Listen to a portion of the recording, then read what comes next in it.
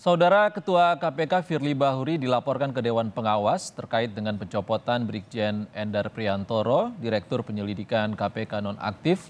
Tak hanya laporan ke Dewas, tapi juga laporan ke sejumlah pihak dilayangkan terkait dengan pembocoran dokumen penyelidikan korupsi, dugaan korupsi di Kementerian ESDM. Kita akan berbincang dengan Direktur Eksekutif Amnesty International Usman Hamid untuk membahas ujung dari sengkarut di Komisi Pemberantasan Korupsi dan juga tenaga ahli kantor staf presiden Ali Muhtar Ngabalin yang saat ini kami sedang mencoba untuk menyambung dengan Bang Ali Muhtar Ngabalin. Selamat petang, Bang Usman.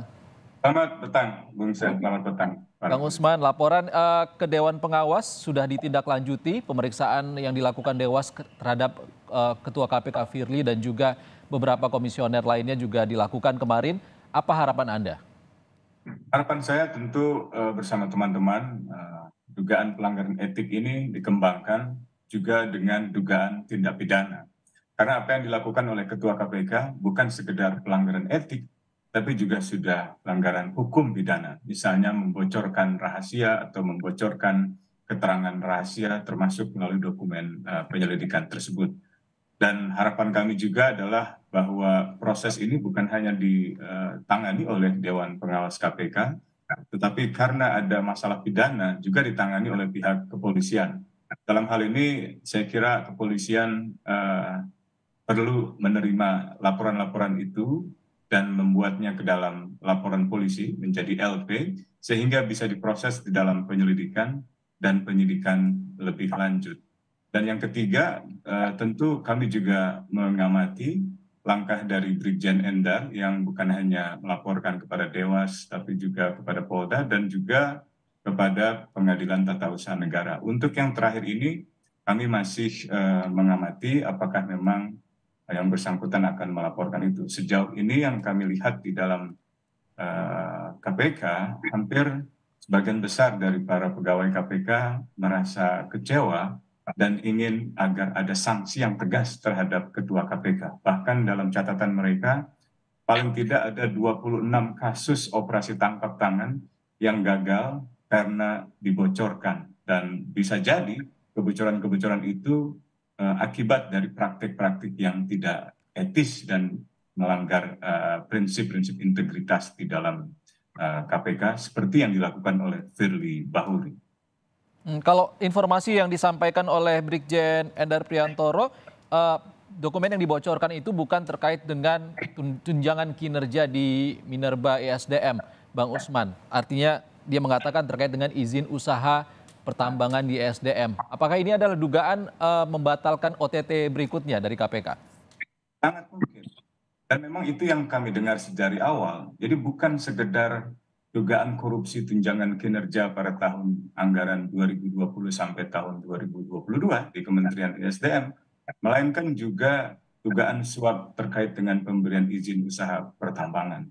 Dan masalah yang kedua ini saya kira jauh lebih serius karena telah menimbulkan dampak yang cukup serius di perusahaan lingkungan dan juga pelanggaran hak asasi manusia di berbagai wilayah. Nah, kita ingin agar proses penggeledahan yang semula telah dilakukan oleh KPK yang menemukan surat dokumen itu bisa dilanjutkan, dikembangkan dengan memeriksa Direktur Jenderal Minerba, Pak Idris Froyoto, untuk kemudian dikembangkan lebih lanjut lagi tindak pidana korupsi yang melibatkan mereka, dan termasuk juga memeriksa dugaan keterlibatan dari Menteri ESDM di dalam dua masalah tersebut, baik itu dugaan korupsi tunjangan kinerja atau TUKIN maupun juga dugaan suap di dalam izin usaha. Oke, Bang Usman, kita sudah tersambung dengan tenaga ahli kantor staf presiden Ali Muhtar Ngabalin. Selamat sore, Bang Ali.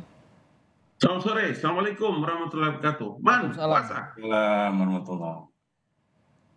Oke, Bang Ngabalin, tadi kita sudah berbincang terkait dengan kasus yang menerpa Ketua KPK Firly Bahuri dan juga polemik di dalam tubuh KPK. Ada juga desakan mundur kepada Ketua KPK. Tanggapan Anda terkait itu? Terima kasih ya, Ramadan Mubarak, sehat walafiat. Pertama yang saya ingin menyampaikan itu bahwa langkah-langkah proses yang sudah diajukan oleh Bang Usman dengan teman-teman termasuk pimpinan KPK, para penasihat, dewas dan lain-lain sebagainya. Itu udah benar itu. Kalau diduga ada pelanggaran dengan dokumen yang ada, itu benar. Jadi langkah-langkah itu sudah dilakukan, oke. Tetapi kalau langkah-langkah ini diikuti dengan narasi, kemudian ada diksi tentang tuntutan untuk segera diberhentikan, kemudian pengunduran diri dan lain-lain, menurut saya pertama kita tidak mengedukasi publik bagaimana orang menyampaikan pendapat di ruang publik. Yang kedua, ini dilakukan oleh orang-orang terpelajar, orang-orang yang pernah terdidik, orang-orang yang pernah memimpin lembaga-lembaga hebat ini. Kalau cara ini dilakukan, maka jangan disalahkan kalau ada orang pertama memberikan penilaian, itu saya punya tweet itu. Ini ada semacam post power syndrome. Yang kedua, jangan memasukkan ada gerakan-gerakan baru seperti mengisyaratkan ada semacam kebencian, kemarahan kepada lembaga-lembaga tinggi negara seperti ini. Karena itu yang saya sebut, kita tidak mendidik orang banyak loh. Apa-apa kita demonstrasi, apa-apa kita gelar spanduk, apa-apa kita gelar pamflet, kemudian menuntut orang itu diberhenti orang. Sementara kita sudah melalui langkah-langkah proses yang lebih awal yang tadi saya sebutkan. Apa yang dijelaskan Bang Usman ini kan luar biasa bagus. Jadi ada kita memberikan ruang untuk orang itu terpelajar, orang itu terdidik, orang itu teredukasi. Itu loh pikirannya. Oke, Bang Abalin. Kalau tadi kata Bang Abalin, Bang Usman artinya ada dugaan post power syndrome di sini. Berarti Pak Saud dengan Pak Abraham Samad mungkin salah satunya atau salah duanya. Gimana Bang Usman? Ya, itu silahkan saja tentu jadi penilaian, tetapi saya ragu bahwa itu adalah motif utama mereka. Kalau kita lihat dari rangkaian sebelumnya, sebenarnya ada banyak sekali laporan pengaduan terhadap pelanggaran kode etik yang dilakukan oleh Firly Bahuri. Baik itu dilakukan oleh pegawai KPK, oleh lembaga seperti Indonesian Corruption Watch, dan lain-lainnya. Sambil contoh misalnya, pelanggaran kode etik yang cukup berat yang dilakukan oleh Firly Bahuri ketika menemui seorang mantan gubernur yang sedang diperiksa atau yang sedang diusut perannya di dalam kasus korupsi kepemilikan saham di PT Newmont misalnya gitu.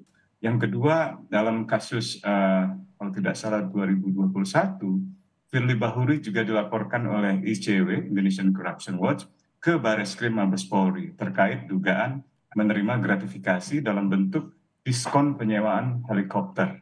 Dan itu diterima saat Firly menyewa helikopter untuk perjalanan pribadi dari Palembang ke Batu Raja, Lampung.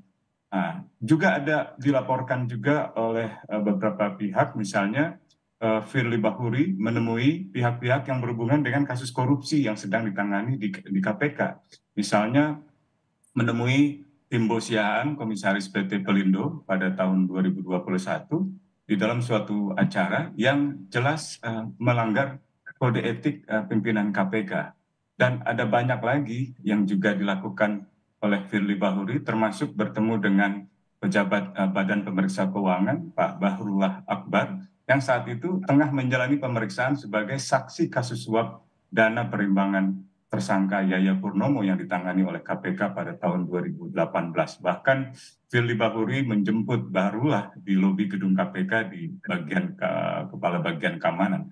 Ada banyak lagi yang sebenarnya bisa saya sebutkan dan itu sudah pernah disampaikan oleh berbagai pihak, bukan hanya misalnya mantan-mantan pimpinan KPK seperti Saud Situmorang atau Abraham Samad atau Bambang Wijayanto. Saya kira dalam proses pergantian kepemimpinan KPK tidak mungkin mereka menempuh itu dengan cara demonstrasi. Itu pasti harus mengikuti proses seleksi. Nah, ke depan saya berharap tentu seleksi KPK itu dibenahi, diperbaiki, tidak seperti seleksi yang terakhir yang justru menghasilkan pimpinan-pimpinan KPK yang tidak berintegritas. Total dari seluruh operasi tangkap tangan KPK yang dibocorkan secara sengaja oleh Firly Bahuri, menurut sejumlah pegawai yang kami kumpulkan informasinya, ada sekitar 26 kasus. Itu sejak April 2018, Oke. Juni 2019. Oke, Bang Usman, padahal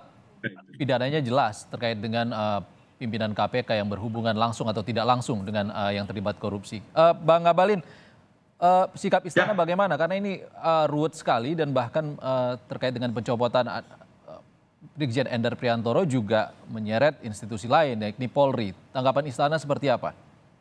Itu kalau Pak Brigjen ini kan sudah ada penjelasan resmi dari KPK kan? Bagaimana menggunakan diksinya? Pencopotan, itu kan sudah ada rilisnya dari KPK tuh. Masa jabatannya selesai, dikembalikan kepada institusinya, kemudian pengambilan keputusannya bukan hanya ketua KPK kan? Itu resmi loh itu, penjelasannya itu. Jangan kita ambil informasi dari tempat lain. Resmi dari penjelasan KPK tentang Bapak Brigadir Jenderal itu. Dia sudah bahkan beberapa, 3 bulan, 6 bulan sebelumnya sudah dikasih tahu kan? Jadi maksud saya, mari kita dapatkan informasi-informasi yang benar kedudukannya, supaya kita tidak membuat satu keputusan terkait dengan informasi-informasi yang bernada kebencian, bernada fitnah, dan lain-lain sebagainya. Umpama tadi Bang Usman menyebutkan setidaknya ada 26 kasus yang didapatkan dari beberapa pegawai. Menurut saya itu juga menurut dugaan kan tadi kata Bang Usman tuh ada dugaan laporan dari pegawai di dalam dan lain-lain atau informasi-informasi yang lain. Akuratnya informasi ini menjadi penting karena apa? Kita dengar baik-baik itu.